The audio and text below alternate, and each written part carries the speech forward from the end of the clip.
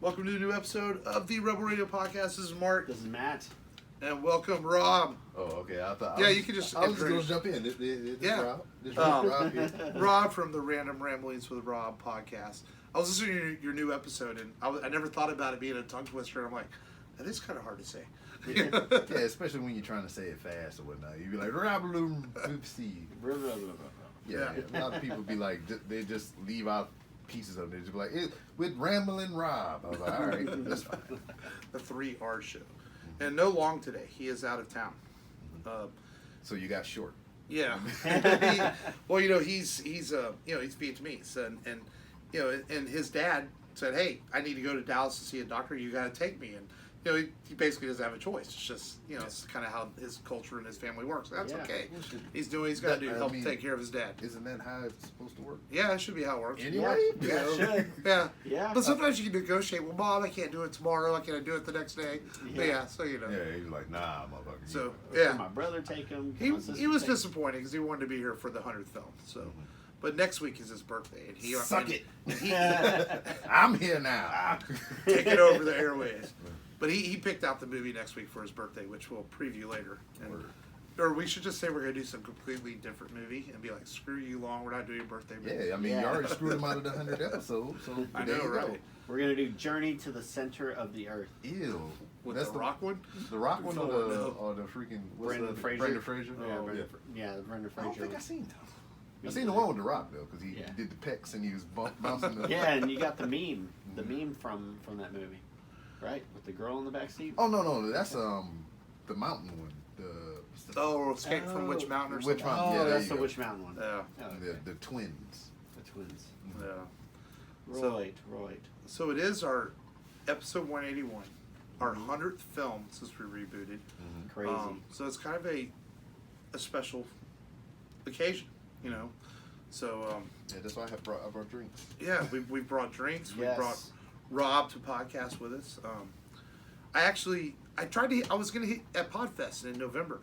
I was gonna hit you up then, like, hey Rob, you gotta come on the show with us. So you didn't stay around very long that night though. I No. turned around like, where did Rob go? Well, see, what had happened was people wanted to eat things that weren't on the Bar Bohemian menu. Right. And I was not opposed to that because the things they were talking about were delicious. They wanted to go to IHOP, so I was like, Oh, there we go. like fucking right, let's go. Yeah. So I we want went some there. pancakes. You goddamn right. Hell So yeah. we went there, we got some pancakes, and it was like, hey, anybody still there? It's like, everybody left. I was like, oh, fuck. I got some pancakes, though. Yeah. Actually, I didn't even eat no pancakes. I got some crepes. Anytime I go to Crepes. IHOP, I get some chicken Florentine crepes. There you go. That's my jam. Yeah. Yeah, Podfest, Bar Bohemian's not really kind of like it's cool hanging out with everybody, but Yeah. it's not really my thing. I'm more of like a dive bar type. Give me some pinball tables and Yeah. just hanging out, smoky in the air. I don't know. Bar Bohemian's a little too millennial for me. Yeah, I mean, Yeah.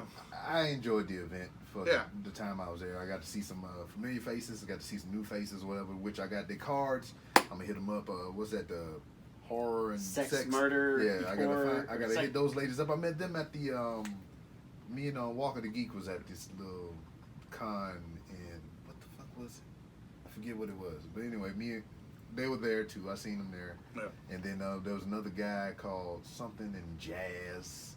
Yeah. And then they had the H-Town. I forget their fucking names, but I got their business card Right. on the counter. Or whatever. I'm sorry for disrespecting you. Hey. Mispronouncing your name, but I know who you are, and I'm gonna contact you later. Yeah. But you meet a lot of people sometimes. It's like, I know you, but I don't know your name or where you're from. Yeah. Hell, even in my line of work, I meet so many vendors and stuff. Like, they'll come up, hey, Mark, how are you doing? I'm like, hey, I don't remember your name, but I know who you are. Do you You know? speak Spanish too? Yeah. No. No. Because that's what I deal with every day. Like, I have no idea what you're saying. And then So- sometimes it's not even the fact that they speak Spanish and I barely do or little to none. Right. Is that they come in and you be like, hello, how can I help you? I mean, maybe they don't understand it, but they just stand there and look at you. Yes. And I'm like, what? Get it out. Okay? There was Yeah. one time I interviewed a guy, and we have some guys that come from Africa on visas, and we hire them. And this guy was the brother of one of the guys that we hired, but his English wasn't there. Yeah. And I'm sitting there interviewing him, and I'm like, so what's your favorite Coca-Cola product? And he goes, yes. Just says yes. And I'm like, I'm like showing them the picture. Favorite drink? Oh, Coca-Cola. Yeah. Okay. Hola, Coca-Cola. Yeah. And then he's like he'll stop and think and point to his head, and he'll be like, this, and he'll try and show us, and we're like, hey, we had to end the interview and say, hey, you've got to, go learn a little bit more English. Yeah. Because we can't conduct the interview like this. We can't take like an hour for an interview. And he's just like, And okay. he understood Yeah. because we called his brother, and we're like, he's like, okay, I'll talk to him. Sorry about that. And but hey, you come back strong, we'll take you. We'll take anybody. Yeah. But episode I have it. 100, right? Yeah. Well, Or movie film 100. Film 100. So yeah, Film so 100. we had talked about back in September, October. We started talking about it, and I was like, and right away I was like, well, Rob would be great. He's a former Marine, and we're doing. Well, I'll correct you there. I'm former active duty Marine. Oh, I'm always okay. a Marine. oh, There we right, go. right.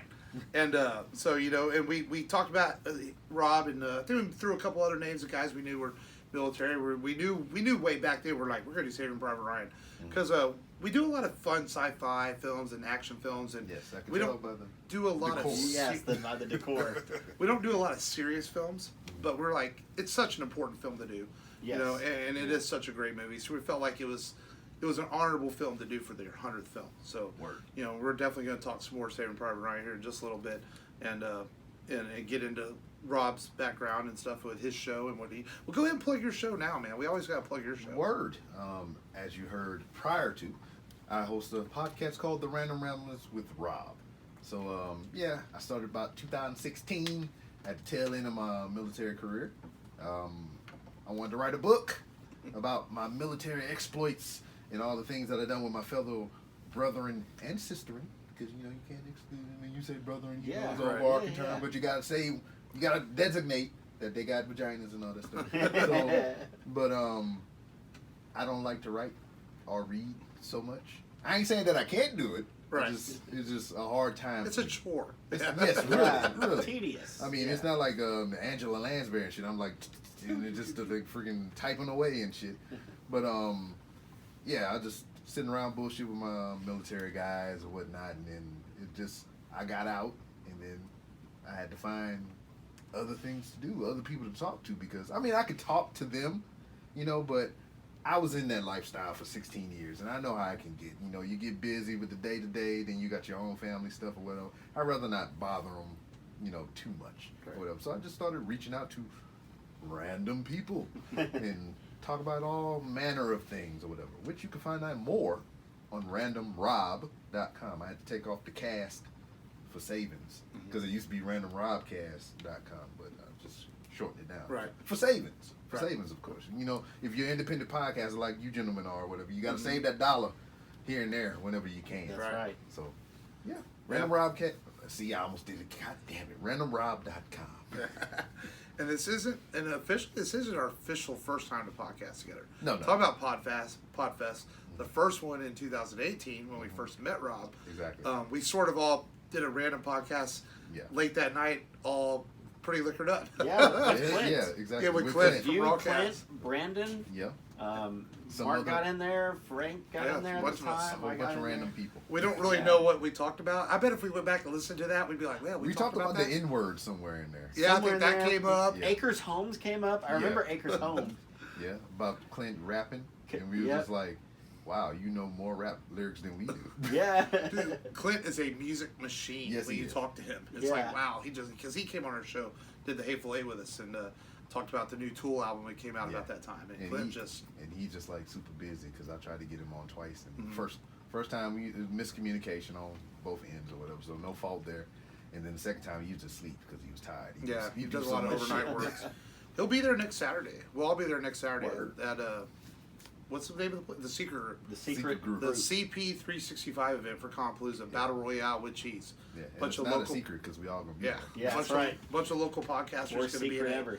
game show style event for Compalooza. Yep. So Is that'll it going to be like one of those Japanese game show style things where no, there's not going to be titties probably. Have you ever like seen? you have to wear a diaper or something? Have you seen the ABCs of Death?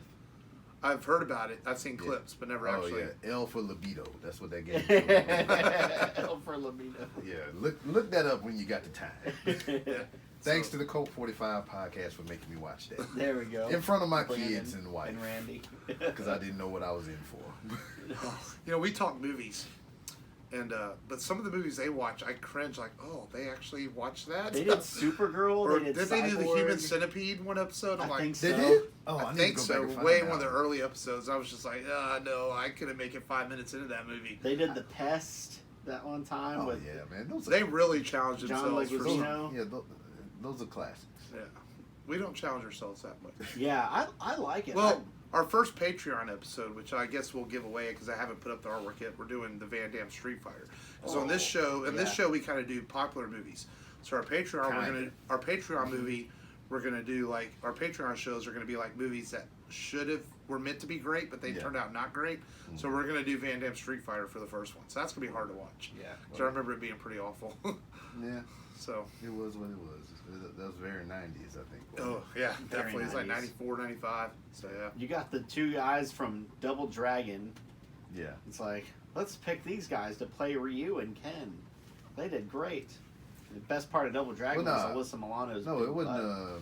They both of those guys went from Double Dragon because the one that guy played was, right? the one that played Ken, he was in Blood In Blood Out. He Oh, was okay. Miklo. Oh, yeah. Milkweed. Yes. I remember him. That's Ryu was from Double Dragon, right? I believe. I'm not 100% sure. Yeah. But the Double Dragon, that was Mark Dukakis, Yes. and I forget who the other guy was. He was just like plain vanilla guy. T-1000? No. Yeah. Oh, he was the bad guy. He was the bad guy. T-1000 He was the was bad guy. I Shadow. forget his name. Yeah. Yeah. He got the amulet and shit. And he was Yeah. like- And he had the mustache. yeah. Oh, that was weird. You know, a movie that I was thinking that we need to do this year. I was thinking about when I was looking up Street Fighters, Showdown Little Tokyo. Oh, yeah. That's an underrated Do you movie. mean Big Trouble in Little China? No, we've done that. No. No, Yeah. the Brandon Lee film. Brandon Oh, Lee, Tokyo. Dolph Lundgren, Yes. and Gotcha, Tia gotcha. Carrere. The movie he made before he made The Crow. But you know what sucks? So this movie used to come on HBO, and I would watch it because it had tits in it. Right. And Of I was course. like, 13 years old. You're like, oh man, boobs. Boobs. And now I grew up and I found out it's not really Tia Carrere's boobs. She Right. used a Yeah, stunt stunt double. double. I heard. I was that very about a lot of upset. I different thought I had people. seen her breasts, but I haven't. Well, she ended up in Playboy years later. Yeah, that's true. Which would kind of defeat the purpose. Yeah. I believe she would have got Well, it's paid just- more if she showed her well, own it's like- boobs in that movie. For real. Well, I remember I had to break Long's heart just a few weeks ago when he found out that it wasn't really Scarlett Johansson in the movie underneath the skin. Yeah. I it know was it's a body double. I remember Long was very upset. Yeah. Yeah. So It's okay. Just like whenever we Just did. be grateful you saw boobs. Yeah. Yeah. Yeah, we saw boobs. there were still boobs. Boobs are boobs.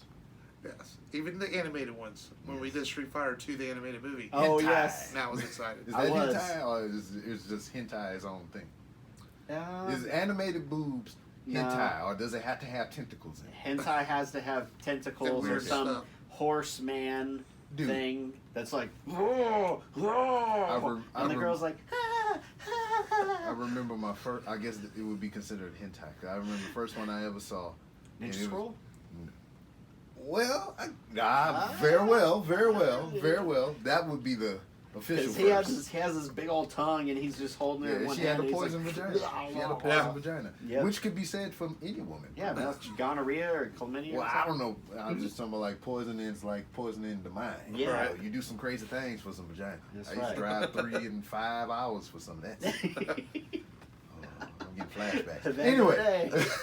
but what was it was some crazy movie. It had Gundam fucking each other, and it had Dragon Ball Z characters and Sailor Moon in the elevator doing a Crooked H in the Eiffel Tower. Did you try and download Endless Waltz on LimeWire and get some weird video or something? No, 'Cause somebody that showed happened to me this. once. Somebody showed me that, and then like Sailor Moon, after she got gangbanged in the elevator, she found a Dragon Ball in the hallway, and the Dragon Ball jumped up in the vagina, and she grew a penis, and then she started screwing another one of the Sailor Moon people. This is a weird ass movie, and then the whole time, a dude was in this control booth on the CC TV watching everybody doing all this stuff, and he was jacking off the whole time. And I was like, this is the weirdest shit I ever saw. I need to try to find it. Yeah. Because me saying this shit, and this is the voice of the Random Realms of Rob. Yes. You might think I'm making it up, but I Listen bet to it the exists. details. Listen to the details. Listen to who make this type of shit. Japanese people. And Yep. I am not far from the truth. Yeah. Well, it's like last week's show. It came up that Matt realized like you can in Japan you can walk into the fucking store and buy used panties. Yes, they got. Why vending would you want to buy machines. used panties? That's gross. Why Yeah. wouldn't you though?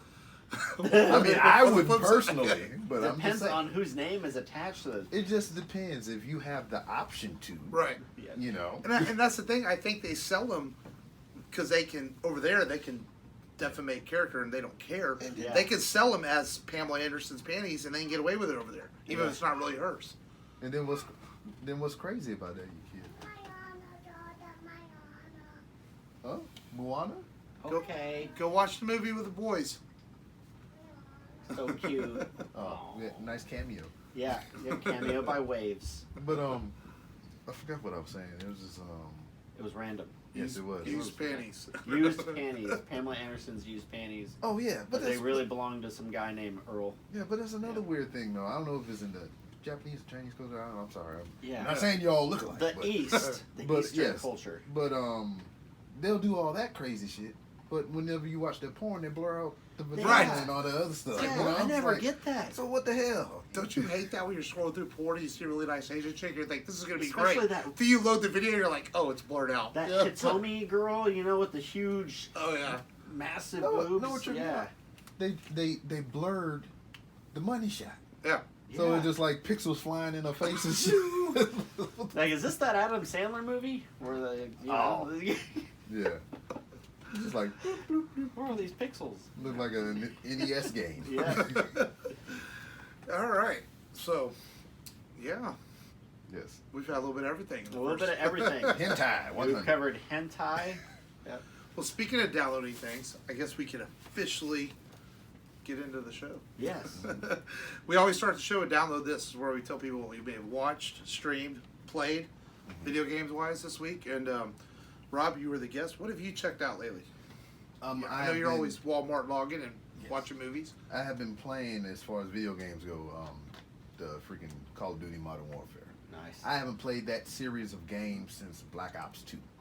So just to jump back into it, and they put some of the old levels from some of the older Call of Duties in there. So it was like a nostalgia trip. And then I started getting real good at it. And I was shooting motherfuckers sideways and all kind of crazy Nice. shit. And it even compelled me to make a Mixler channel. So I got 2 streams up there so far. That's And awesome. It's kind of hard to do that because I got the Xbox in my bedroom and I have the camera in my bedroom. So like, you can actually walk with the geek. I get a little comfortable in my bedroom or whatever. He's like, I have my camera on my crotch or whatever. But I thought that's what you're supposed to do on streams or whatever. That's how you get the views. Yeah, apparently, yeah. Because you know you got the ladies on there, they got the cleavage out and they There we they go. cosplay and everything. That's how they get the views. So I Right. had to have my shorts on above my knee There we and go. whatnot, so I can get the views Show some skin. and whatnot. But yeah, I can't do it all the time because like my wife come home and I don't want her to be laid up in the bed while I'm streaming and shit and just. So you're an Xbox gamer. I'm all the things. I got a Oh. Switch, I got an Xbox, I got a PlayStation. I do all the things. Okay. So when that PlayStation 5 and that Xbox Elemental P come out, I'm getting all that shit. Dude, I wonder how much those consoles are gonna Probably cost. gonna be 500. Yeah, bucks. 500. If you do, because it's supposed to slated to come out next holiday. So if you do $50 a paycheck between now and then, you have more than enough to get them shits. Yeah. I also give you financial advice because I fucked up my finances, so I know how to tell you not to fuck up yours. You have food in your house. Do not eat out. Yes, Go home. exactly. Go the fuck Have home, peanut butter. please. Is that what else did you? I know you did. As far as TV goes, TV or movies? I think me and my wife we got into Nosferatu, and I don't think we finished it, but we lifelong. Are those the words from Army of Darkness? No. Klaatu, Veratu. No, it's not too. That's what that is. I don't know exactly what those words were in between there because he muddled them up. Yeah.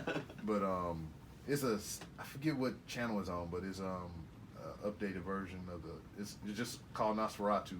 Vampire guy stealing away kids, siphoning off their youth and shit so he can be Damn. young and whatnot. And he telling me taking them to Christmas land and shit. Wow. So we didn't finish that, I don't think, but it was pretty good from what we saw. we lifelong Supernatural fans or whatever. Hell yeah, man. So we trying to wrap up this shit whenever they decide to come back to finish it off. And then, last season is coming to CW. It's sad, but it's they could have ended it 3 or 4 seasons The ago. show's been on a long time. Yeah, 15 years. This is their 15th season. Yeah, man. And there was even a running gag between me and my wife, or whatever, because our anniversary falls in the time they released the last season's DVD and the season premiere. Oh yeah. So every anniversary, I would get her the box set, and that pissed off because she's like, "We buy movies all the time. Why is this a special occasion for you to buy me movies?" Typical wife shit or whatever. Yeah. So the first time it made her mad, and I thought it was funny. So every year after that, I did the same thing, but I would hide the DVD set in her present. Oh. So like nice. I get her like a gift bag or whatever, and she's like, "Oh, it's so nice." She opened up it's Supernatural. She's like, "You motherfucker!" Now I give her the real gift. So yeah, Nice. that and can't really freaking Jack Ryan. We finished season 2 of that. Shadow. I need to get caught up on that. Yeah, season 2 is pretty good, but it kind of mirrors the first season, but at the same time, it adds a little couple twists and turns and whatnot. Yeah. Sneaky Pete is another show on Amazon Prime that we enjoyed thoroughly and whatnot. Matter of fact, it's the doc in freaking Saving Private Ryan. Oh, okay. Yeah, he is Sneaky Pete. Giovanni Yeah, Ribisi. Ravioli. Yeah. Did a movie with him earlier this year or last year, Gone in 60 Seconds. Yeah, I mean he's in. Now that you bring it up, now I see his face. So I was wondering where he'd been. I was we'll get more into it when we talk to him prior Ryan, but some of these actors was like, where are these guys now? So I didn't know he was doing an Amazon show. Yeah. Yeah, Like Barry Pepper. Like, where's Barry Pepper now? You know? Season, I think Sneaky Pete is season 2. There was talks of season 3, but I'm not 100% Yeah. sure. Then I found another show that from a couple years back called Banshee. Mm. And I've heard that was really good. Yeah, it is pretty good, and it's also has a B character in there called his real name is David Hoon, and I tried to get him on the show, but he's very, very, very celebrity, so that's not probably going to happen. But he plays a crossdresser in there, and he just plays the fuck out of that role. And I just I was enthralled with that character. I was just like, dude, I need to talk to you at some point, but I'm like down here on the. All right. So is this as good as William Dafoe and the Boondock Saints? They kind of cross. No, it was a fight. No, it wasn't on that level. But have you seen Mr. Robot? Like 1 or 2 episodes, yeah. Well, there's a character on there, the dude from Jurassic Park, yeah. the main scientist, the Asian guy. Oh, Yeah, yeah. Yeah, The guy- he's yeah. on Mr. Robot, and he does the similar cross-dressing Right. thing. But Banshee, that series came out maybe a year or 2 before Mr. Robot, so I feel like they copying that character from that show because that guy did a real good job. If you got the chance, you got Amazon Prime, I believe it is. Look up Banshee. How much? I heard Banshee was really good. Yeah. Yeah. That's the same doctor for Mr. Robot. He was in Oz too, right? Yeah. I believe, Yeah. That prison show. Oh, a lot of butt sex. Yes, that show had a lot Butt of sex, penis biting. Yes. Penis biting. Inside shredding. Oz was putting one of- glass in his food. Oz was one of the first shows that Showed butt sex. and it had me like really. Scared I wasn't about butt sex. I wasn't Yeah. Yes. I wasn't desynthesized yet. At that point, I'd seen radar films, but nothing like the point where Oz had me going, like cringing at the screen. Oz. Now and- you see that stuff, you don't cringe anymore. But Oz literally had me like turning my head sometimes. It's one of the first shows that ever did that. Like, I don't want to see this. Oz and American Me. Fuck me. Yeah. Yeah. Oz was kind of breaking new ground before. Where's the what is it? Where's the broads? You are the broad. Ah! They got him over the rice and put. Yeah. Then they stuck a knife that looked like a Christmas tree in his butt. It was just crazy. Oh, damn. Yeah. So, yeah, butt stuff. Butt stuff. What? Yeah, What? much like my stand over there. Yeah. Yeah. I thought that was anal beads. With the Yeah, three, man. with the 3 prongs. Yeah, it was one for each of us. Yeah, man. What have you checked out, Matt? Watch this week. I've been playing a lot of Battlefront 2 lately. I haven't played that in a while. Yeah, I man. got it though. I've been doing really good with the. The campaign is hard on that game. It's tough. That's what she said. I had to help Jake out with the beginning of it, and there's a part where you have to like snipe a bunch of rebels. If they get too close to you, you're dead. And I had to take out a bunch of them and get them through. I don't know how he's doing now, but I've just been playing online most of the time, joining online campaigns and I play as like an officer or a specialist because everyone chooses heavy trooper or commando, and no one chooses the officer. The officer has so much support. So what you're saying is everybody likes to go commando. Yes, everyone likes to go commando. All right. I was just clarifying that. And way to go. then I saw Brightburn. I haven't seen. I've Brightburn been wanting to Yeah. watch that. It's I heard on it's Amazon okay. Prime. Yeah, it's on Amazon Prime. So it has a little bit of everything because my 9-year-old is squeamish and she likes that movie. Yeah, You know, it's violent, it's Yeah. bloody, but Mhm. the 9-year-old likes that movie. dude. I've just heard that Yeah. like people have said that by the time it gets going, it's over. I've heard Pretty that's like much. the biggest fuss with it. It's Pretty like, oh, much. it's over. It's like it's only like an hour and a half long. Yeah. Yeah. It ramps up and it's like, oh shit, oh shit, Yeah. oh, and then it's over. Yeah. Kind of like my sex life. Yeah. Well, But you should yeah, have one. that's about it. That's about all I watched and Yeah. played. Just one. Well, Now we turn to you. I sir. watched Yeah. I watched X-Men Dark Phoenix. and it's- everybody shitted on that movie. It's a good movie. I didn't hate it. I think my biggest beef with it was that it just sort of starts. Yeah. There's no build up. Like they're going to space. She gets Phoenix powers. You're in the movie. It's like they just assumed you know these characters and you've watched all the other X-Men films. I did feel that I did get what critics were saying. Like it does feel like a lot of the actors nailed it in. They're not Yeah. trying real hard, but it wasn't enough to make me hate the movie. You know, it had some good action sequences in it. And Yeah, I some enjoyed it. legitimately good X-Men moments in it, but it's not great. But I didn't think it was any worse than Apocalypse. I thought it was kind of It on the was kind of the same level a little bit. way better than Apocalypse. Yeah, because Apocalypse to me was so slow. Like nothing happens in Apocalypse till the end of the movie. Yeah. It's like it's just a lot of Olivia build-up. Munn. Yeah, that's probably Olivia the best part of the Munn, movie. yeah. You know, but I didn't hate Dark Phoenix as much as you Yeah, know. Dark Phoenix was good. And then I watched Aladdin, the live action. Way better than I thought it would be. Really? Well, I don't know. I didn't finish it because Like- this is what had happened. We talked about torrenting earlier. I was on my good old Fire Stick by There we go. Amazon, and Aladdin was on there a couple months ago. Yeah. Before it was on DVD.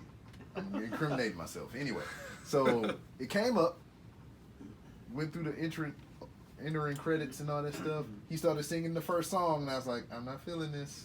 Yeah. And then, during the little market scene and whatnot, it went from English to over there language. Oh, And then I was like, okay. all right, you gave me a reason to stop. So I quit. if I had a beef with the movie, I could see that. The kid who plays Aladdin, his singing's not the best. But Naomi Scott, who plays Jasmine, she does really good in the movie. Shit. And I think she's what made me keep watching it because she's really 'cause she hot. looked good, Yeah, and the kids loved it. They didn't move for 2 hours, so I'm like, hey, I guess the movie did Well, something yeah, right. that's what it is. You know, They cut out one of the funniest jokes though. Whenever he's in the market square and he goes, "Look, Abu." He's like, Yeah, Abu. A camel with 2 butts, and he's referring to the guard's face. And that's whenever they get pissed off and they eventually capture him. But they don't. They cut it out. Yeah, I tell you the best part of that freaking Lion King remake is when they did the scene like from the animated series, the cartoon one, to where they was trying to serve Puma to the hyena. Oh yeah. So, When he started singing "Be My Guest" and shit. That was the only good part of that movie. The rest of that movie sucked. yeah, I wasn't. Visually, Yeah, best one of the movies I believe they did.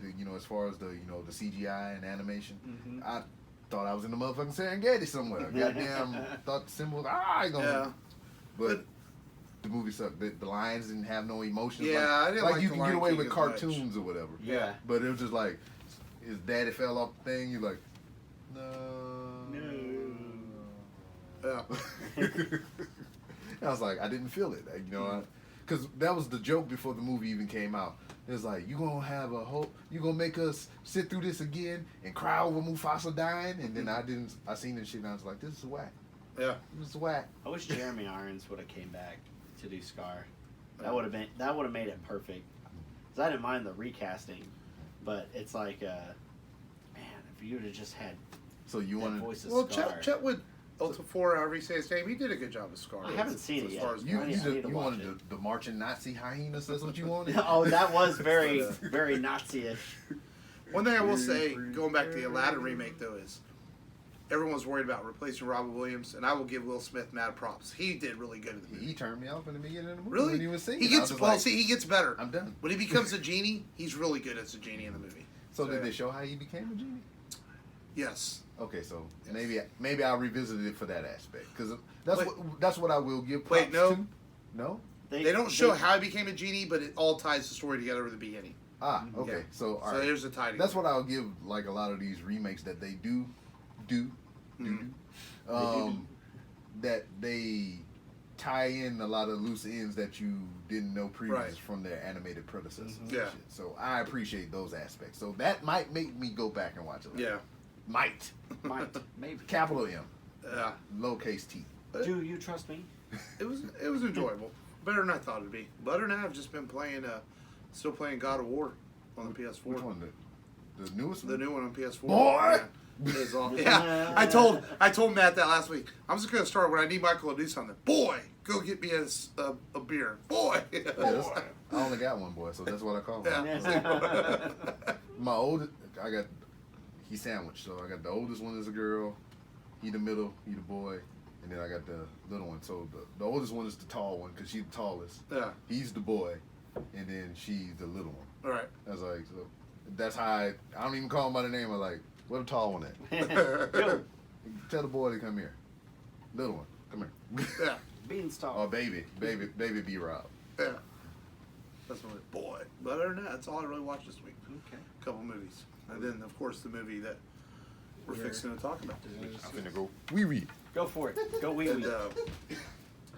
I'm trying to think that I watched anything else this week. I feel like Yeah, I could have sworn I watched something else, but I do. I like these video game sales though they had on the PlayStation. I'm like backlogged on games now. Like I have the Infinite Warfare, World War II, Call of Duty. I bought Fallout 4 on the sale on Oh, okay. PlayStation 4. I haven't even installed it completely yet. And then got Dragon Ball Kakarot, the new Dragon Ball game to play, which I'm surprised. I'm sure you're going to get that in time. yeah, and You're like the world's biggest Dragon Ball Z fan I know, next to Michael upstairs. yeah. So I'm sure you'll get that. And I probably will start installing that tonight for him. Like maybe I'll let him play it on Sunday if he behaves. If I should make him like Oh, behave. clean the whole house. I used my Spoof Pro app to mess with some people in our church because they messaged me in a big group chat and I didn't have anyone's numbers. So I found out which one was the pastor's number and I called him from another person and I was like, Join the dark side of the Force. Are you 12? I am 12. You are 12. I have an app where I can call people from other people's numbers Back from and PP spoof room. them. Yeah. What? I didn't do that. And I would call and I would be, talk like the emperor. Strike me down with all of your hate. Sounds like you don't need it. There you go. Don't need the voice changer. Yeah, you don't need to listen. Yeah. I'm gonna put these nuts in my mouth real quick. There we go. Want some- Chocolate salty want balls. some of my nuts? Yeah, sure. Here you go. Give me- Pour 'em in your hand. Yeah, put your nuts in my hand. Mm-hmm. Yep. Oh, that, But, they're kind of oh. hard. Whoa, you got it on the floor. You got my nuts all over. Well, the you place, guys yo. are exchanging nuts. You want some of my nuts? I mean, might as well join the nut parade Yeah, here. put my nuts all over the place. One in Rome. Come on, man. We're a long way Hard from to get my Rome. nuts out. Houston, Texas. There you go. All right. So we chose, as we already mentioned, Mhm. Saving Private Ryan for our 100th film, and we always summarize the film. Mhm. So who wants? I hate summarizing. It's like long. I always let Long and Matt do it. Does anybody want to summarize what this movie's basically about? So it was back in the day when they had war and shit, like like big war and shit, like France, Germany type shit. And that was in the days of drafts. So all the able-bodied men got drafted in it. And they had a rule in place to where either you join, or if you go to college, they waive you or whatever, you didn't have to join. And also if you were from a family that only had one son to continue the bloodline, they would not draft you. Or if it came down to an extreme extent to where all the men are murdered in war, and there's only one sole survivor, they would recall and send them back to the States. So that is the scenario for this movie. There is a private. His name is Ryan, James Frederick. remember those From names. Iowa. Yeah, from Iowa. So remember that name specifically because it's going to play into whenever you watch this movie if you've never seen it before. Mm-hmm.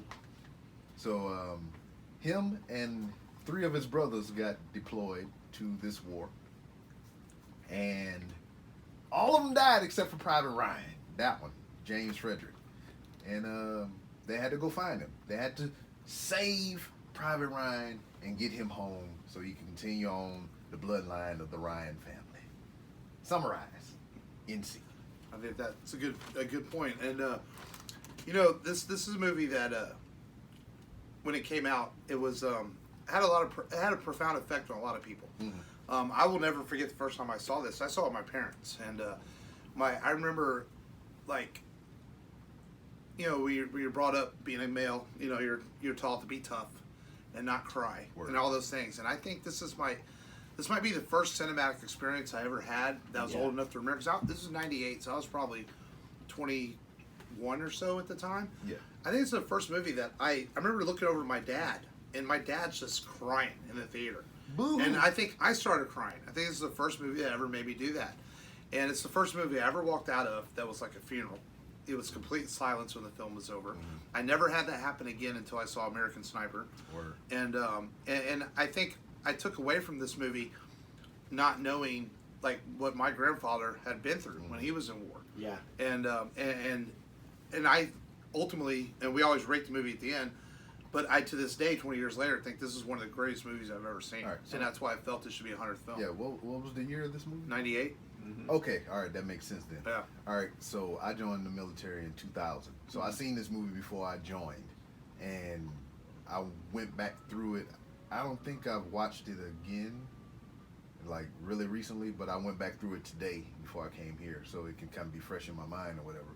And the emotion that I felt then when I first watched it before I joined was like, this is fucking gnarly. This is like, ugh, blood, guts. Yeah. I'm like, this is fucking crazy. And then to rewatch it today, like, I didn't even get through the first 5 minutes of the goddamn movie. And I was like misty-eyed and shit. My estrogen levels was up. I turned into a bitch real quick, you know? So, yeah, it's just like seeing it from that civilian perspective or whatever. Damn, you know, it had a really different effect on me, you know, after serving and going through some of the shit that I've been through and whatnot, you know, via the military. Yeah. So it was just like I said, the opening scene hit me like right off the bat. I was like, oh. I always remember that opening scene. I saw it when it came to home video.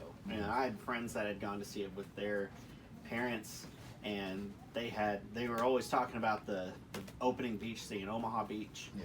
Well, And- I'm not even talking about that. Oh. I'm talking about before they even hit that part. I'm talking about when he was walking to the gravesite. Yeah, I was like, yeah. that got me. I was like, ah. And that looks. I don't know if they use. I'm sure Mark knows, but I don't know if they used a set or if that's the actual memorial you know, site, because it does look a whole lot like the memorial site, the real I memorial believe site. it was. I pulled up an old interview with one of the Omaha Beach stormers that survived. Uh-huh. He was the one of the boat drivers. Oh man, that's crazy. And he said that it was nuts, that basically within seconds there would be nothing but like 3 people left on the boat, and they would jump over the side. Yeah. And he said that there was a person 2 feet away from him that got shot, and it hit his helmet, the machine gun hit his helmet and blew off part of his skull, because even though it didn't go through, it still had the impact going concussive through. Impact. Yeah, just. And he said the guy was unconsolable. He started praying to him, and the guy calmed down, and he eventually died.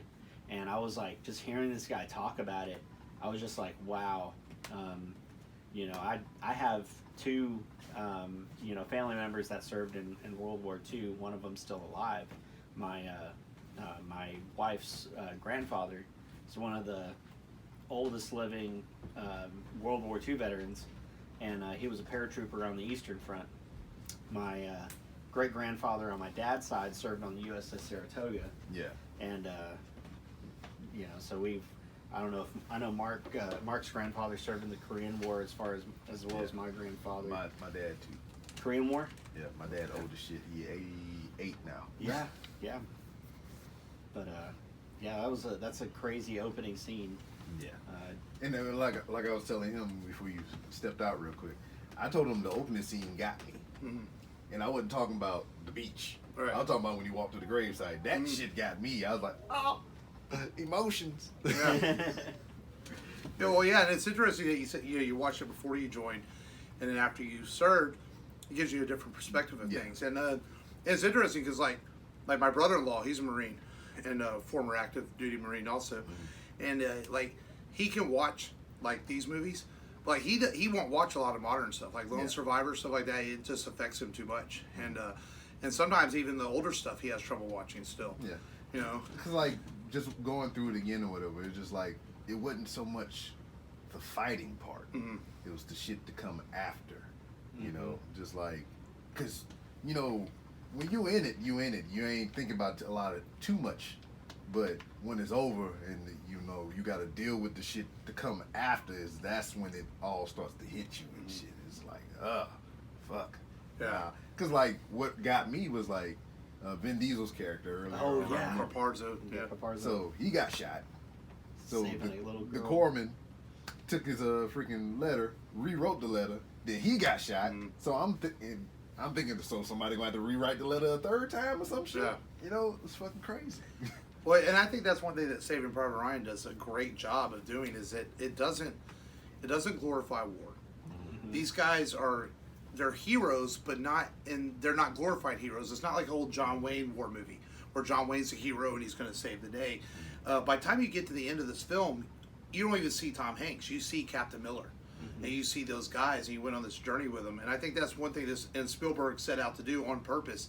He wanted to make a movie to honor his dad and honor these men and show what they went through, and not glorify it, but also show what it was really like as much as he could. Yeah. And that's one of the reasons the movie did not win the Best Picture, which is still a travesty, is because of that. Harvey Weinstein, as dirty as he is, he ran a smear campaign against this film, He's saying like, I it can't wasn't. jack off to this Yeah. shit. Well, you know, he ran a smear campaign saying it wasn't historically accurate and that Spielberg, you know, didn't even tell a true story, and Shakespeare in Love is a true story, and it worked, unfortunately, because it won the Oscar. And Spielberg did nothing to fight back against that, because Spielberg was like, hey, we made a movie that speaks for itself. Yeah. And but it is loosely based on stories, like Rob said, that they would go get soldiers out of war if they lost their brothers. So it is loosely based on things that did happen and do happen in war. They did change the names of the people. Yeah. But I know what he's talking about. There's a couple things. Okay, so they make an American, the boat drivers, which all the boat drivers were mainly British, because the British were driving the boats. The people that they shot, you know, when they're like speaking, and he's like, what'd you say? I can't understand you. And they're speaking Czech. You know, you assume that they're Germans, but they're not. They're actually speaking Czech. Czechs were prisoners of wars who were then enlisted as soldiers to fight for the Germans. So they were most likely pleading for their lives, but then they get shot. Which it looks like they're just, you know, shooting Germans. And like, oh, what they say? It says I washed up for dinner. And it's a funny scene. Yeah. But now, whenever you think about what it really probably was, you're like, oh, those guys were probably just taken from their homes, forced into duty, and you just shot their asses. Kind of like in the freaking Force Awakens. Yeah, the Force they Awakens. were made to be stormtroopers and stuff. Yeah, you know? ripped from their homes. But yeah, so there's a couple things, but it's not enough to where, you know, this thing is, you know, like you said, a John Wayne war movie, over glorified. This tells a fairly historically accurate movie where, you know, I've seen interviews with World War II vets that say, hey, this is exactly, you know, what happened. This is basically depicting what we went through on these boats storming Omaha Beach. That's why we had over 200,000 casualties. One thing it doesn't show is, you know, the Canadians and the British that also helped the Americans. So not that it's not historically accurate, but it does glorify Americans a little bit, but not to an egregious extent. And then it was just like, in the whole bigger picture, it was just focused in on this one small portion of it or whatever. Yeah. So I mean, in the grand scheme of things, all that stuff could have still been going on, but we weren't. We were out. That was out here. Yeah. We were right here in this story. You know. So And I think that's why Spielberg and Tom Hanks went on to produce the Band of Brothers show on HBO. Yeah, I was going to to bring expand that up. on what they didn't do in Yeah. this movie. I always felt Yeah. like Band of Brothers was a companionship to this movie, and tell more stories of these soldiers and the things they went through. Yeah, You know. because they even went down into like actual interviews and everything, talking about what they went through, and then you would have a episode right after it to show what they kind of went through. Yeah. and everything. Yeah. Band of Brothers was real good, and Generation Kill, that was another good one because that was like the era of time to where I went to Iraq and Right. Afghanistan and all that stuff. So I was just like, relatable. Yeah. Jarhead came out whenever you were serving, right? Yeah. Mm-hmm. Jarhead. Yeah, but Jarhead took a lot of flack from military guys. A lot of military people said they didn't like that. They said, "Look, we don't talk like that all the time. We're not that Just rude to depends each on other." Yeah. You know what unit you go Yeah, to. Yeah. that is true. But I know I had talked to people that said like there were military guys that did not like the way Jarhead portrayed him. Yeah. You know, because it was a little over the top in some ways. You know, but I'm sure there were guys out there like that. Yeah, I've never seen that movie from beginning to end. Yeah. I only seen a couple bits of it or whatever. I remember when the oil field was burning. I actually sat through some shit like that, so that was crazy. Because March 23rd, 2002 is when we got the official order from Bush to go into Baghdad and blow shit up. So we driving through, and we going through a no shit oil field to where fucking flames is going up Wow. high as shit. Yeah. And then they had the nerve to tell us to stop in the convoy with fuel trucks and ammunition and batteries by this big hot shit, and I was like, please can we drive? Please Yeah. can we? Not only was that, and then, you got a whole bunch of 18, 19, 20-year-olds and shit out there. What do you see? Snap, snap, flash. Taking pictures with the old school disposable cameras and Right. shit. So, yeah, it was fucking crazy. Mhm. Man, that's nuts. Yeah, I could have died so many times. But Fun times, though. Since you lived through it, it's fun Right. times after, but not when it was happening. who's your favorite character in this film? Oh man, I can tell you my favorite motherfucker to hate, the goddamn translator. I think Oh, the most yeah. relatable is Captain Miller because he's an everyman. He's a teacher, and but I don't know if there's necessarily favorite characters. You just feel for all these guys and what they went through. And you hope Yeah. they all make it out, and they don't unfortunately all make it out. There's some very sad scenes in the movie, but I tell you what I like about this movie is my favorite scenes in this movie are the quiet scenes, when they're in the hotel after in the town. And he's talking about how he wishes he would have talked to his mother one more time. Yeah. Just little things like that are just like those human character moments in this movie are so good. Or when he tells them all he's a teacher, and that whole thing right there from Tom Hanks is just Tom Hanks at his best. Yeah. And tell him What's the like, pull up to? yeah, he's like, out here it doesn't really mean anything. Back home, people say, hey, that's not surprising. And those are I love those moments in this movie because it makes it focus on these men in the bigger picture of things, and that these are just guys just like us that you can relate to that are doing this for our country. I like the sniper.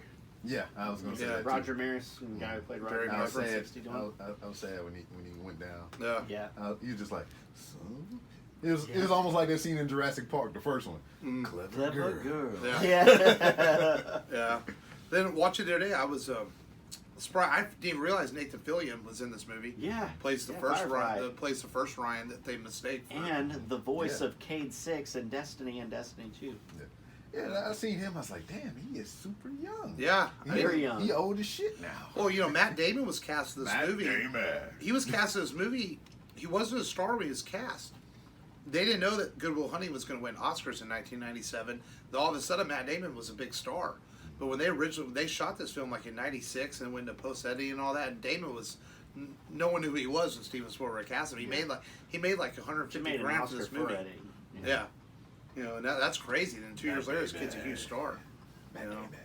Damon. And you go with thinking that Matt Damon's character, Frederick Ryan, Francis Ryan? Francis Ryan, James Francis Ryan. I might have said Frederick Earl. Oh. Yeah. My bad. And you think he's going to be some little punk or something, and he's a good soldier, and he's got a good head on his shoulders, and he's like, tell him I want to stay, tell him I wanted to stay with my unit, and that the other character, the pessimist, is like, why should we even get him? People died, we lost Pasarjo. Was that Edward Burns' character? Edward Burns' character. Which I don't know where he is now. He directs things. He does a lot of TV work, things like that. Yeah. I don't know. Personally, I've been like, fuck this shit out, man. Yeah. Let's go. But yeah, I think everyone hated the translator. Oh yeah, that motherfucker, man. Got that dude. A whole bunch of motherfuckers killed. Captain Miller, into letting that German go, Yeah. and then he, sure enough, got recycled and killed. Shot. Yeah. You know, he was at Compalooza a couple years ago Really? because he was in Lost. The German? The translator. No, yeah. Oh. Whenever they had the members of the Lost cast a couple years ago, he was there because he was in some episodes of Lost. I'm glad I didn't see him. I punched him in the motherfucker. Hell yeah, man. You let him die. You told him to let him go. And then he wouldn't go upstairs and to bring the ammo. to bring the ammo. He's a bitch. Yeah, dude. German soldier didn't even think he was a threat and just walked by him. Yeah. Oh, there's some like absolutely horrifying scenes in this movie too. That just like, and not horrifying like a horror movie. Just that like you watch these guys because you've gone through this whole journey with them. And that battle at the bridge of Ramel at the end is just like so. Yeah. Like when these guys are leaving this world, you're like, oh man, you start feeling for them. The last 30 minutes of the movie is just pure sadness in so many ways, you know. Yeah. And it's not like a typical action movie where you're rooting for these guys to kill the bad guys. You just are hoping at this point that they just get out alive, you know. And it makes it like, even if it's not based on a true story, you still believe in these guys because you know this did happen. There was a Battle of Ramel. Yeah. Some of that's based on real battles and real events, you know, that did happen. You know. I like I told you on Twitter earlier today, the first that beach scene traumatized me, and it's not because of the sheer freaking grisly grossness of it and whatnot, but when I was in, the year was 2009 through 10, maybe 11. I was stationed in Parris Island, South Carolina. That's the our East Coast recruit depot. That's where we train the Marines and stuff. That's the only base out of the two where they do female and male. So I was an instructor there, not a drill instructor, but an instructor for BWT, like Crucible events and everything. That's like the Marines' final rites and everything. They go there, they go through their boot camp. They come to us for the rappel tower. They learn how to rappel off the wall and the freaking helicopter simulator. And they do the gas chamber with us. They also learn land navigation and a whole bunch of different other things. Where I worked, and we also hosted the Crucible. The Crucible is the last event that they have to do. After they finish the Crucible, they're officially Marines. So I had event 1, which is they come through another obstacle course. They had to low crawl through some piping and everything. And then they hit the first obstacle course, which is a series of walls, and then they have to low crawl through real loose dirt terrain under barbed wire and all kind of other stuff. So, to where this movie comes into play is, we had that beach scene, the sounds on loop, the whole fucking event from 4 in the morning. Oh wow. To goddamn that night when everybody had to cycle through this fucking event. So I would sit there for hours on end. Brrr, boom, boom, boom. Mommy! Mommy! That was a tough scene. Boom, boom. The whole fucking thing. The whole soundtrack. And then I had to sit there. We had a mocked up 50 cal in the bushes in the tree line. Then we shoot it off. And then we had a freaking air compressor and PVC piping and whatnot, and we would shoot fake mortar rounds off. Boom! So they have like not only the loud ass soundtrack piping in through the speakers, but actual simulated gunfire and mortar fire and shit. So I had to sit there and do that shit all day for a year and a half. So I was like, and then I would watch, or people would talk about Saving Private Ryan. I'd just be sitting there like, had to sit there in the cold and the hot, in the rain, and a little bit of sleet, and it wasn't because of war shit. It was because I had to sit there and go through all this shit and just hearing this shit on loop all fucking day, all fucking week. Well, and that's the thing. And Spielberg, Skywalker Sound did the sound for this movie, and he purposely made a lot of the sound effects louder than most movies are because he wanted you as a viewer to be immersive and feel what these guys were going on. Very dry sound. Yes, and also he purposely degraded the colors, so there's a lot of browns and greens because he wanted you to feel like it was documentary style. He didn't want anyone to stand out specifically. But it's funny though, when they air the movie like on TNT and network television, it's actually brighter because the networks asked for a brighter copy because people were literally would call in and complain saying the movie doesn't look right on TV.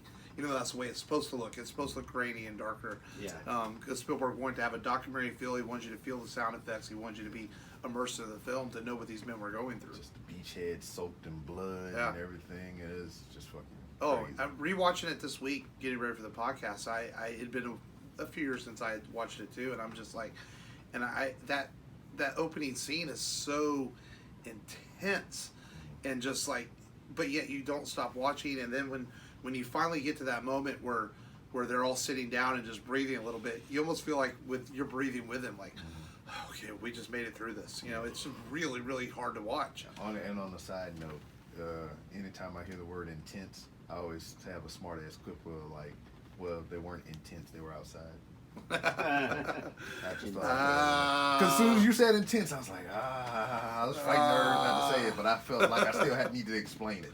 Matt, I don't even know if we asked because Rob said he had seen the movie before he went into the military.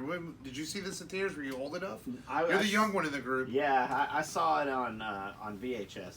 A few years later. Yeah, whenever it came out, my parents bought it, and I watched it. I just remember all I can remember from then is the beach The scene. beach, man. And, that thing stick with you, the man. craziest scene I remembered, after seeing it the first round is whenever the guy gets the helmet shot off his head, and they're like, "Oh," he's like, "Oh, these things really do work," and then Bam. boom, he gets shot again, and he's dead. Yeah, that shit was crazy. Yeah. I know that actually happened to somebody on my first deployment. Like we got in, I didn't see it happen, but I seen the after. So like the helmet was fucked up in the front, and it was just like those helmets that we have. Well, we had. They changed over the years, but like it's just a little.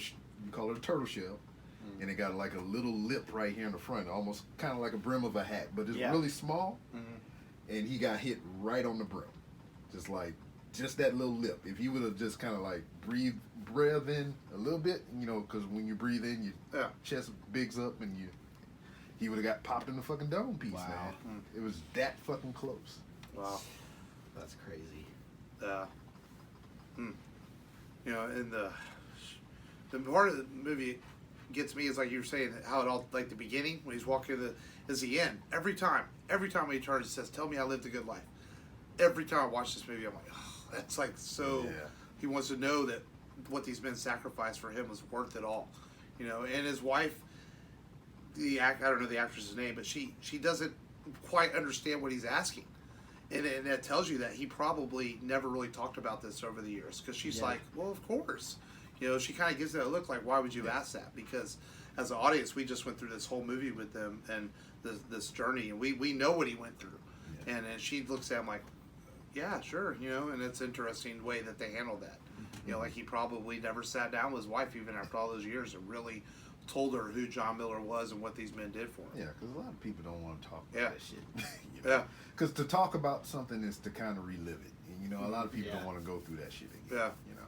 Yeah. Oh, I know my brother-in-law doesn't talk about it a lot. My sister's told me that he just doesn't like to talk about it. Well, shit, I've been over 4 times, 3 to Iraq, 1 to Afghanistan.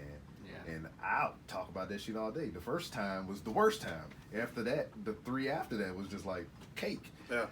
So much cake that I regularly went to the gym. I had nice food. I had Xbox and PlayStation. Nice. So that's how the lifestyle is. But compared way back to then, not even having the technology and a lot of the means that we have today, it's a drastic difference. But I was well taken care of. Still there was danger, mortar fire and all kind of other crazy shit. But like, I was pampered pretty much. We had it nothing like they had it back then at all whatsoever. And initially joining the military, I thought I was going to get a full metal jacket lifestyle. I thought I was going to go to boot camp and get punched in the motherfucking face and shit. And I was ready for it. I was hyping myself up. I was Sergeant Hartman. I was ready for it. I was ready. I just know day one I'm going to get punched in the face. And I was just like, it wasn't like that. It was still rough, but it wasn't nearly extreme as I thought it would be. Yeah. Still, nonetheless, But still. out of respect. Yeah. My cousin's husband is a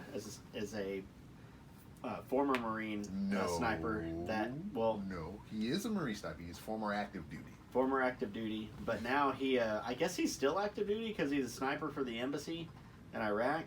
I guess he's like special detail. Hey man, maybe you giving away secrets and shit. But OPSEC is what we call it. Don't give away the information. all he could say is that he's very busy right now, but is safe.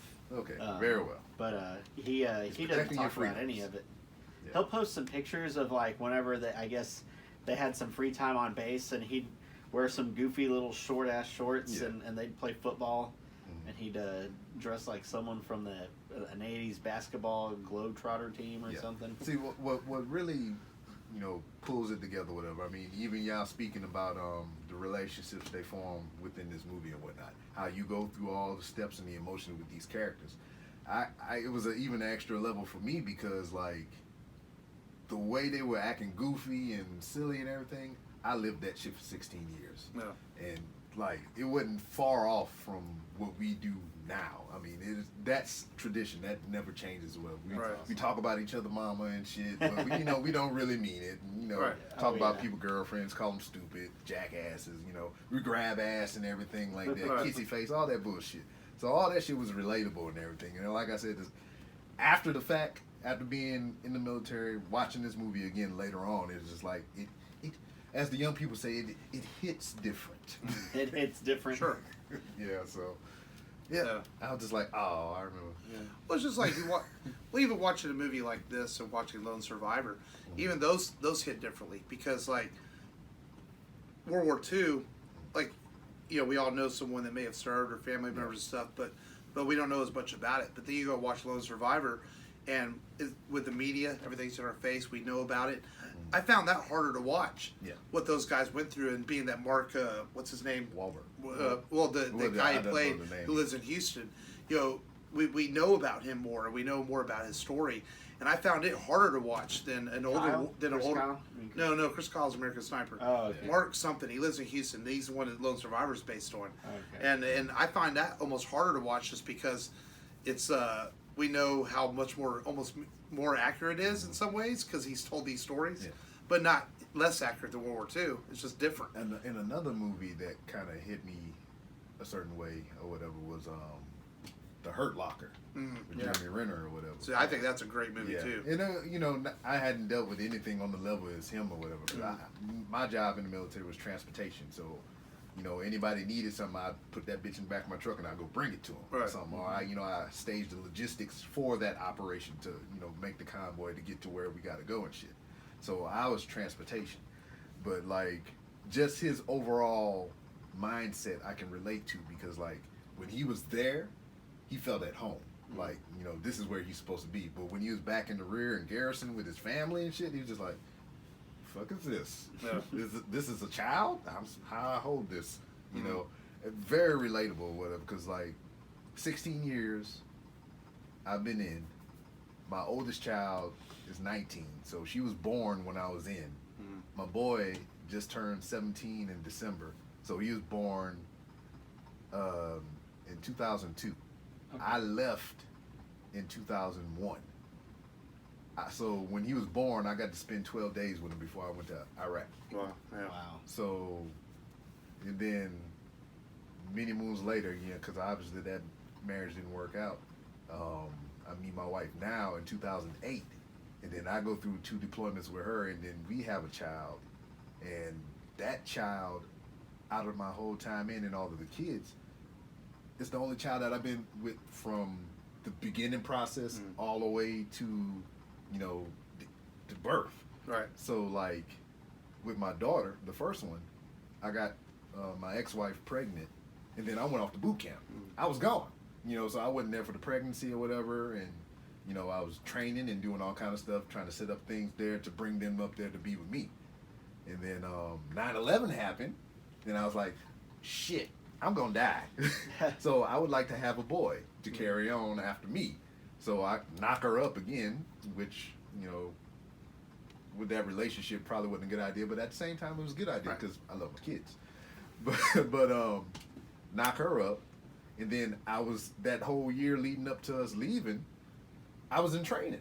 We was going to California and all kind of stuff, preparing for desert warfare and all kind of crap like that. So I missed that pregnancy. Yeah. I got to see him born, which, like I said, I was with him for 12 days, and then I was gone after that. But the youngest one, the 9-year-old, I was there for the whole time. Because it was like the tail end of my career. She did get on a deployment. I left in 2013, but she was like real little and everything. And then I came back, and I've been with her ever since. So, you know, I love all my kids. I mean, just our connection with me and the young one is just different from the older two because I was there the whole fucking time. Yeah. You know, and it's just fucking ridiculous. Yeah. Because, like, when you go out there, you know you have a job to do, and you know you got your job freaking kind of ties into everyone else's job, and you protect each other and they protect you, and you got to keep the shit going. But like then you out of that and you're just home and you're stagnant and you're not doing anything or whatever. I mean, you love your family, you want to be with them or whatever, but it's just like you got to keep going, you got to keep doing something or whatever. It's just like, you know, you're paranoid at first, and then after a while it's just like, you know, you feel like you're losing your edge and shit, you know. Yeah, and you talked about that on your show. You talked about how like when you got back, you felt like this need to like get a job right away and to get in society. And your wife told you like, hey, you know, Rob, just take a little break. We got this. We're here for you. And I think that support system you had helped you out because to realize like, hey, I can slow it down a little bit. Yeah, because it's for me personally. I can only speak for myself. People experience it different ways or whatever. It's just like through the podcast. And, you know, just being away from the military for a while, it's just like a rediscovery of yourself. Because, like, you go there, this is your job, this is who you are supposed to be, and this is what your overall job ties into the overall picture. Right. You know, you're a spoke in this machine, you're a cog in this wheel, and all this other stuff. So it's just like very linear. You start at A, you end at B, and C, and D, and all the way to Z. Right. Then, you know, you get out and you don't have that regiment. You don't have to be up at 4 and 5 o'clock every morning, every day. You don't have to do roll call and accountability, be accountable for every goddamn body. And if they fuck up, it's your fuck up because you didn't teach them and you didn't mentor them right, or you didn't give them the right information. And there's a lot of accountability for other people and self, and, you know, being away from it is just like, what do I do? Right. You know? And then that's kind of helped me throughout the podcast, because I had a certain mindset being in the military. I thought kind of one way, mission orientated, that's what it is, that's what it need to be, and that's what it is. You know, getting out and just talking to different people and everything, hearing their viewpoints on things and everything, it kind of swayed my opinion on things now, because it's like, well, I didn't think about it that way because I was always used to doing it this way, or I was told to do it this way. Right. Yeah. You know, never to question why we're doing it this way, but just to get the shit done. Yeah. You know, so yeah. Podcasting is amazing. Yeah. Yep. That's kind of how I just was like, we sit around and talk about movies and comic book stuff all the time. Like, man, we should be recording all this shit we talk about. And that's kind of how we started. No idea what we were doing when we started. Sometimes I'm not sure if we still know what we're doing. Yeah. Oh, I say that. I say that 4 years later. Yeah. I have no fucking clue. Yeah. But man, overall though, just much respect for what you do though. You know. Thank you for and your being support. in the military and all that. You know, it's awesome. But man, how do you rank? So I give Saving Private Ryan an A+. I think that's one of the best movies. Y'all do letter grade. We usually do. Yeah, it's one of the best movies I've ever. I think it's one of the greatest films I've ever seen. It's a damn shame it didn't win Best Picture. War films. Yeah, it's a damn shame it didn't win Best Picture. I'm not really an award guy. Yeah. I don't overall usually care if something wins Best Picture, but this should have won. Best editing, best sound. Yeah. You know, Tom Hanks did not win Best Actor for it. He had won awards already, obviously, with Forrest Gump in Philadelphia, but he's really good in this movie. I think it's Spielberg's. You know, Spielberg is one of our great directors. I mean, Raiders of the Lost Ark is one of the greatest action films ever made. Jaws is one of the greatest horror films ever made, and yes, Jaws is a horror film. Even and this is one of the and this is one of the greatest war movies ever made. If not, it arguably is the greatest war movie ever made. Yeah. So I give this a solid A+. Word. I agree. If you can go higher than an 8, then I'll Yeah. give it that too. Yeah. And I put it right next to Borat. What? Oh. Okay. well, me and Mike. You mean at the Dollar General bargain? Yeah, I 'Cause, know, I mean, right? it'll be cheap over there because it's been out for a while. Yeah. We've talked on the podcast before about perfect movies, and there's very few perfect movies, but I think Saving Private Ryan is right there with it. I think Gladiator is a perfect movie. There's not a whole lot of them, but there's a few out there. Yeah. And I think this is definitely one of those that is perfect. Yeah, and then when you say a war movie, Saving Private Ryan Mhm. is the first one to my mind or whatever. I haven't seen Dunkirk and some of the newer things or whatever. Yeah. 1917. I wanna looks see very that. interesting. 1917. Only because of the sheer way that they filmed it or whatever. Yeah. There's a lot of One Well, shot and that's how things. Dunkirk is. Dunkirk is good, but it took me 2 viewings to really. It's not shot linear. Nolan shoots it kind of out of sequence. So the first time I watched it, I really couldn't follow what was going on, and I watched it a second time and I liked it more. What- So was Dunkirk takes a couple of Was it viewings. out of sequence like Witcher? Um, that shit was all over the goddamn. I've heard, yeah, it's not quite that crazy, but yeah, it's a little bit. It's almost not. I wouldn't even say it's like Pulp Fiction out of sequence. Okay. It's just kind of like non-linear in a way, Okay, you know. very And all the stories come together at the end. And but Dunkirk is good. It just took me a couple of viewings to really engage in it all. You know, it's not my favorite Nolan work. Yeah, for because Christopher Nolan. I look at some of the newer ones or whatever, and I'm just like, this isn't Saving Private Ryan. Yeah, out of all the new modern war films, really the only ones I've enjoyed a lot, where I really liked The Hurt Locker, and I thought American Sniper was very good. Yeah. you know, those were American probably the two. Sniper, Lone Survivor, Lone Survivor was good, just hard to watch. yeah. Yeah, And then there's another one, The Great Raid. Great That- Raid. yeah. that- I don't know if I've seen that, but I heard it was good. The Great Raid is good, and the Enemy at the Gate. is- I did like that one. The sniper Yes, movie. that was is a good. real good movie. Yeah, with Jude Law, Mhm. that was a good movie. And what's funny about it, I say it out loud now, is like The Great Raid and not American Sniper, Enemy at the Gate. The same guy is in both of those movies, and he died in both of those movies. Oh, really? You know, he's like one of those characters that like he's the driving force of the movie Mhm. or whatever. Is like a lot of emphasis is on that character, and he dies in both of those movies. Yeah. you know. Yeah, but 1917 is definitely on my list. My to boy see. said he wanted to Yeah. see that. Yeah. And you know, they don't do a whole lot of World War One films, and someone asked why they don't make a lot of World War One films, and honestly, they said Hollywood just kind of they don't know enough about World War One, so I think studios are afraid to not do justice for those movies. I get it. And Historically accurate. because nowadays, you know, if you don't make a movie accurate or do it historically, people jump your shit because of the internet. You know, you could get away with that back in the 70s or 80s. Yeah. Now, if you don't do something right, it's like all these comic book movies. If these directors don't do Captain Marvel or these movies right, guess who's jumping on them? All the comic book Yeah, fans. just, Yeah. I'd be like, shut the fuck up. Yeah. They're just using the property, not the story. Pretty Yeah. much. I mean, that's kind of what DC does. They just take the characters and they make their own stories. Yeah. Yeah. So an interesting movie. But Saving Private Ryan, I think a really good choice Yes. for our 100th film. And Privates were choice. saved. get a perspective Yes. from a former active duty military member that helped with it. We got some news to talk about. News clues. Not a lot. We are all gamers. Man, the Avengers game got pushed back till September. I'm not worried about it. Yeah. Well, you know, my thing is with games nowadays, like The Last of Us 2 got pushed back till May. Not worried about it. And is the fact that I think it's better that they push these games Yeah, back 'cause, so they make them good. Because I don't want WWE 2K2. Right. Well, you think about Me on too, the hey. PS2 and even the PS3, there were so many games that were rushed. Broke. You know, it's like now because The Last of Us is one of the best games I've ever played. I'm really looking forward to the sequel.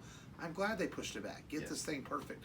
Because I wasn't super high on the Avengers. It looked kind of cool, but it did feel like what they announced it back in August, September. Yeah. The movie games coming out in May. You're like, wow, that felt kind of rushed. Yeah. So maybe it's good that they're pushing this back. And I know it's not rushed. They've been working on this for 2 or 3 years, but it just feels when they announce a game just 6 months out. It feels like, oh, is that really going to be Yeah, good? it kind of feel like to me in one of those veins of like the new Spider-Man game and all the Batman series of games. Yeah. So it kind of look and feel like that to me. Yeah.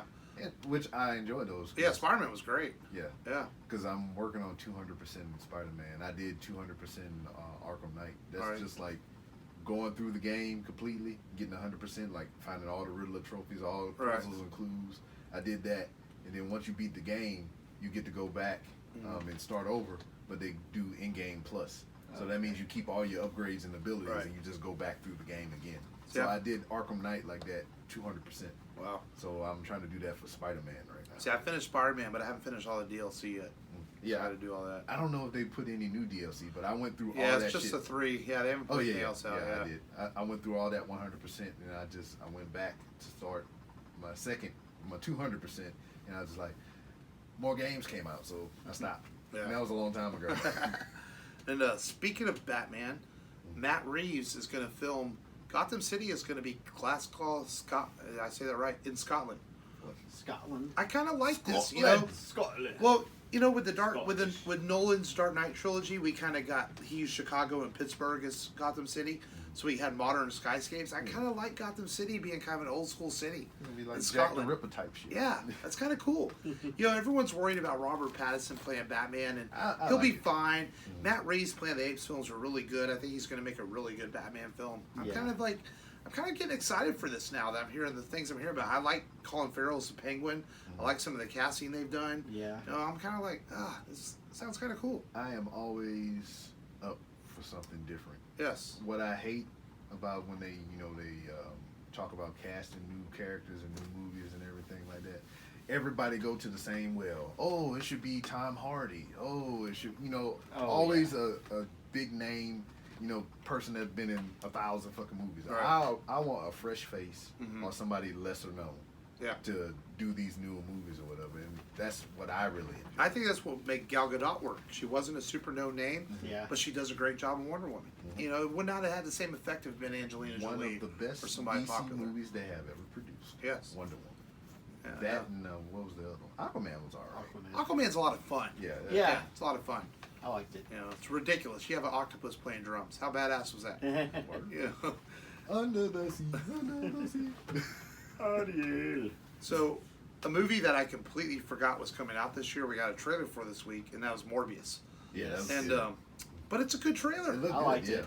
Yeah, I kind of like Jared Leto as Dr. Morbius. You see all the little tropes, Yeah. the little Easter eggs they left. Yeah, you see Spider-Man in the Yeah, background. the murderer.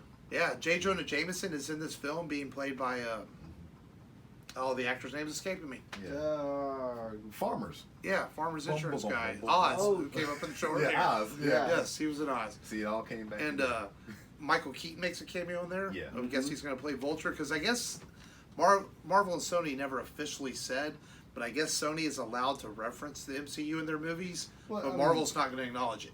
Yeah. Weird. It's because ultimately it's Marvel's, but it's Sony's. Yeah. So,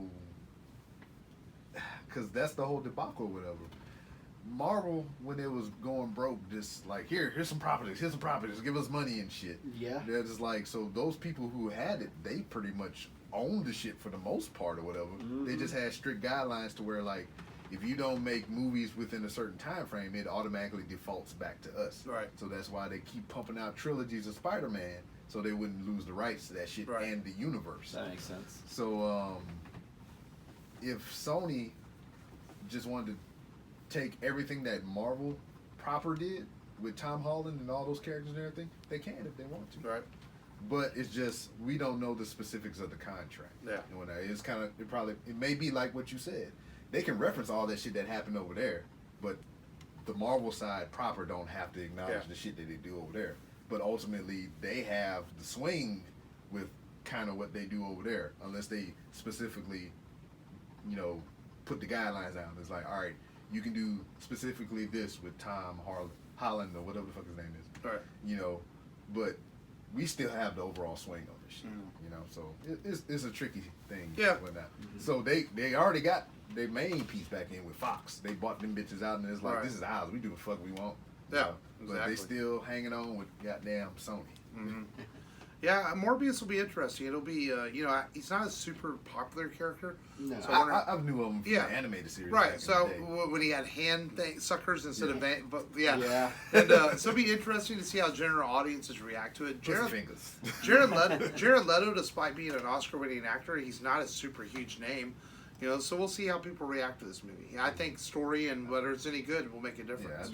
I think they still sour on him for the Joker role, and I think he did that Yakuza movie Oh yeah. or whatever. So Yeah. people's like, you put a white guy in an Oriental movie. I don't know if I use that term right, but I apologize. Right. But First time I ever saw Jared Leto was Requiem for a Dream, Oh yeah. which is a horrifyingly hard movie to watch. Have you ever seen it? Yeah. About drug use and Jennifer all that? Connelly. No, it's you watch it once, you'll never watch it again know, because If you, it's very difficult to watch. if you want a mind trip, watch a movie called Stay. Mm. It got I think Ewan McGregor is in it, Oh yeah. and the dude what's that motherfucker name? I forget his name. Anyway, the dude from Baby Driver. Oh, Okay. Ryan Gosling? I think so. Oh, no, Maybe. Gosling's not Baby Driver. Oh, who am I thinking? The- Oh, the I'm guy thinking looks Drive. Yeah. Yeah. Yeah, Yeah. one of them motherfuckers is in that. But yeah, it's a mind trip or whatever. It's just like you have to pay attention to that movie because they'll have people walking around in the background, and if you're not paying attention to that shit, you just like it'll fuck your brain up. Yeah. It's crazy. That's man. It's like some Matrix shit. You know how Some they had Matrix the shit. shit with the cat. You know, he came in Oh, yeah. twice or Oh, whatever. deja There's shit vu. like that going on in the background. Right. Like you see two of one person walking around or whatever. Oh, okay. It's fucking crazy. It's a trip. Last bit of news I got, man. The comic book movies are mainstream culture now, of course, Yes, and but they can't win Academy the Awards and all that. yeah, they can't win Academy Awards, but the Joker got 11 nominations, the most of any comic book movie ever. We keep hoping that comic book movie breaks out, and Black Panther did a couple years ago and won some Oscars and stuff.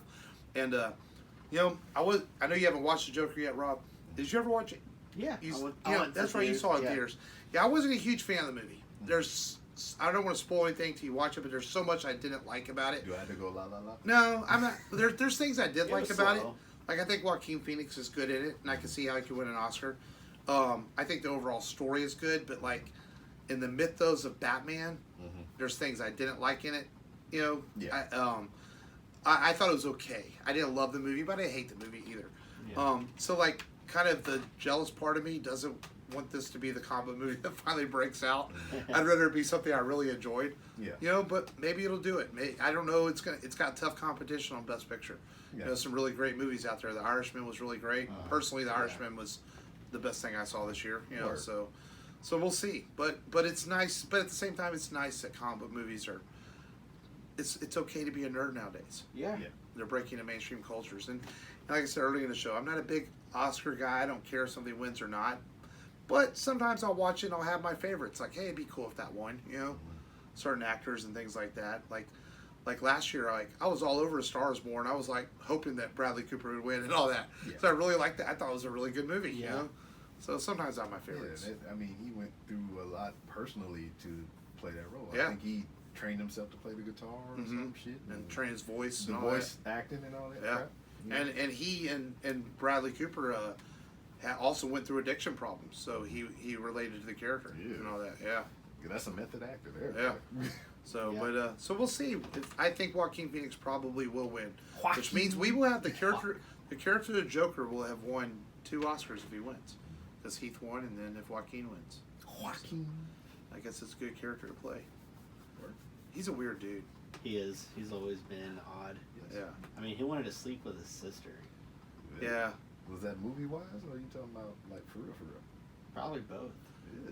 Like that Amazon movie he did, Wish You Were Here. I didn't understand. I tried watching that. That was before I was divorced, so Yeah. the ex-wife we were still together. Me and her were both watching that. Even she was like, "What is this about?" I'm like, "I have no idea what we're watching." Now that I think about Like it, an hour into it, I'm like, "What is this movie?" I had no So idea the- what the movie's about. Well, So in didn't the his brother movies- die? River Phoenix. Yeah, River Yeah. Phoenix Yeah. was his brother. Was that suicide? Type I thing? Or- think it was drug OD. I believe. Okay. Yeah. You think he did it to absorb his acting powers? He or may. whatever? Yeah, maybe so. like Highlander. Yeah, Highlander. There can only be one Phoenix. There can be only one. But yeah, it's kind of weird. His journey. He's in a movie where he tries to have sex with his sister. Then he's in a movie where he tries to have sex with a computer. Now in the Joker, he has sex with nobody. Okay. So who knows? So we'll see if the Joker wins any Oscars. Joaquin, famous for putting his penis in things. Yeah. But that's all the news I got. Yeah. It's kind of a slower. January is like the worst time of the year for news in the comic book sci-fi Did you industry. say nudes? Nudes. Nudes. News. Betty White Like- turned 98. Betty White Yeah. turned Oh, so 98. you're looking for those There we nudes. go. They're probably out there. She's older than sliced bread. I did not know that. She's fucking old, man. I thought you were about to say Sly Stallone, but I was like, yes, Sly that makes Stallone. sense. She says she says one of her secrets is vodka. She still drinks vodka. That's awesome. Yeah. Okay, vodka. Hey, there used to be, when I was growing up and going out to the country in Weimar, Texas, all those old guys out there that were living to be 92, 90, they said, I drink whiskey every day. Well, They yeah, said I that's mean- their secret to living long. I mean, that's the thing. I mean, they have stronger immune systems than the modern kids Yeah. and everything do. I mean, they grew up in the recession and plague and all Right. kind of crazy. That's true. They tough. They're some tough motherfuckers. The Dust Bowl. My grandmother died, 2-3 years ago? She was like 96, 97. My grandmother turns 90. Still going to the club. Yeah. My Dang. grandmother turns 90 this year, and she'll turn 90 in October. She still goes to Louisiana and gambles. She Yeah. goes to Vegas, and she's, That's my pop. yeah. She don't drive anymore, but she can Yeah. still go get around. My uncle will go with her. So, hey, Yeah. she does it. My That's dad- great. Yeah. Yeah, my dad, 88 years old, still be building houses and all kind of crazy Wow. shit. Wow. Yeah, it's awesome. I hope I do that when I'm 90. Yeah. Shoot. His sister just turned 90 with some couple months back, and we was at the birthday party, and he was like, all of us was like, yeah, we're gonna throw you a party for your 90th or whatever, because I mean, you're 88. Yeah. Yeah. He's like, fuck that, I want one for when I'm 100. It's already looking ahead. Yeah, he's like, you throw me the next party you throw me is when I'm 100. Cause Yeah. we threw him like a real big one for his 80th. Hmm. You know, and like that was like, I was still in the military. I was like 15, damn near 24-hour drive away. I made it in for that. Wow. Cause there's a lot of us. I have 24-hour total drive. between the families is 18 of us, and I'm the baby. Wow. I'm about to be 38. Yeah. I'm the youngest of the bunch. You know, so all the kids came, the grandkids, the great grandkids, the great great great grandkids, the great great great great grandkids.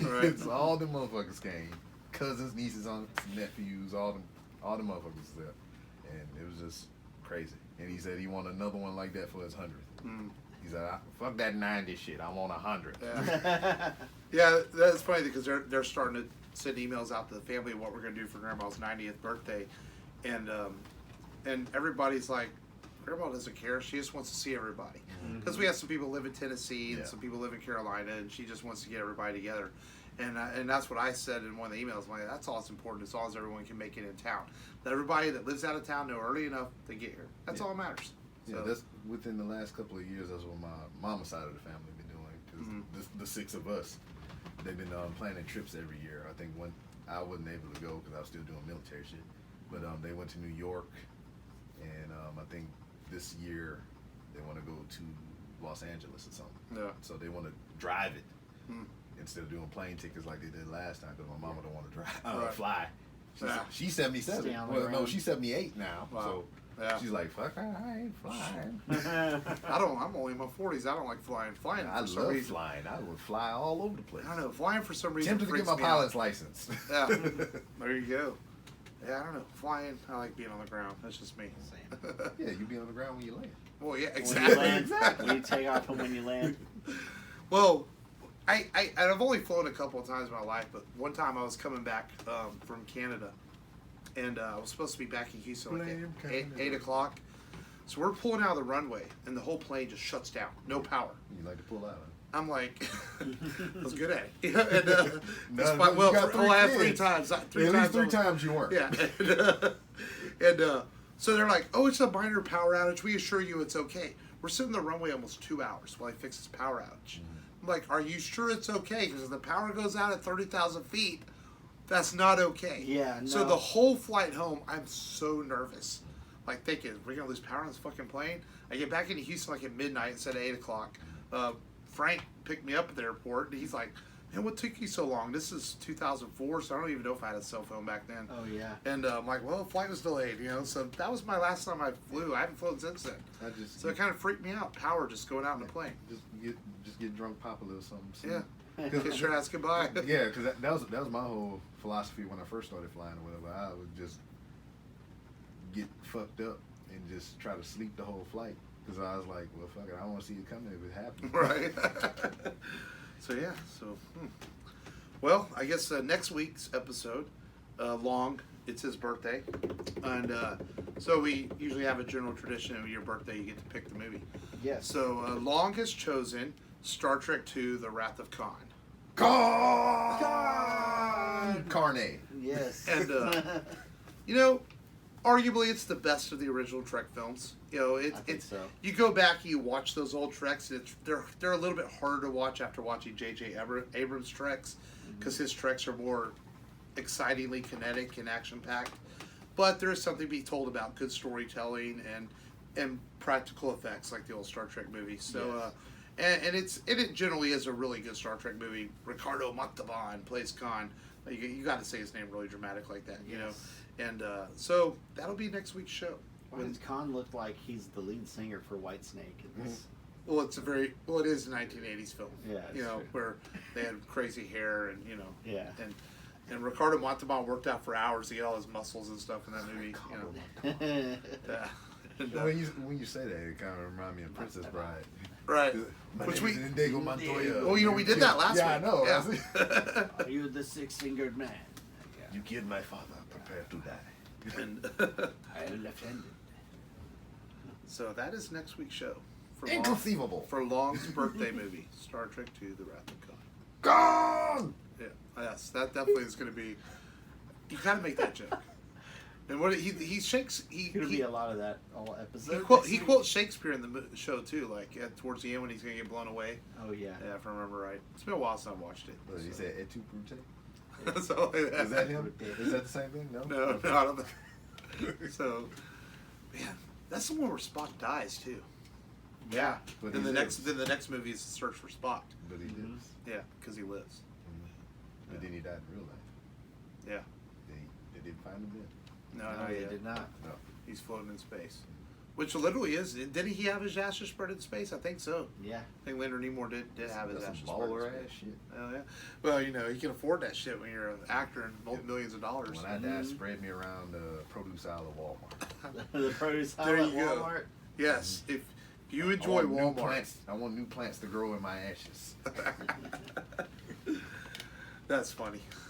Well, that's all I got. That's it. Thank you so much, Rob, for coming on. Word, That's I awesome. appreciate And your unique perspective on military stuff was really good. Word. I think it goes well with this movie. And yeah, that's it, man. Yeah. That's all I got. Go to rebelradiopodcast.com where you can find our show and all our archives and follow us on Instagram, Twitter, Facebook, all that stuff. And Rob, where can your we find your you? website again was Word. not Robcast. No, you take the cast off for savings. Like take it off your arm Yeah. because it was broke.